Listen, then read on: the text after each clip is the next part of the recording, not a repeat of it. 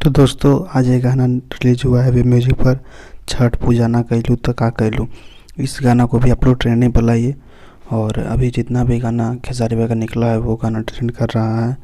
Number 1 पर हो, चाहे 8 पर हो, चाहे 9 पर हो, मतलब खेसारी भाई का गाना जब भी आता है तो ब्लास्ट मचाता है।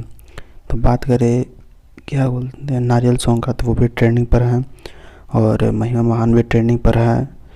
और आपका जो कभी गाना आया था बालक हुआ तो देता छठी माई, तो आप लोग से रिक्वेस्ट है कि प्लीज़ इस सॉन्ग का भी ट्रेंडिंग पर लाइए।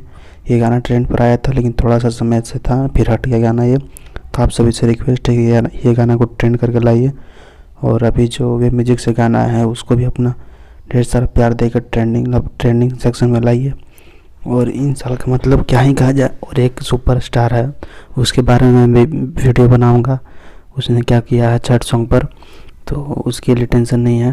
तो अभी जो खेसारी का गाना निकला है उसको आप लोग बहुत सारा प्यार दीजिए और उस गाने को सुनिए, शेयर कीजिए, लाइक कीजिए।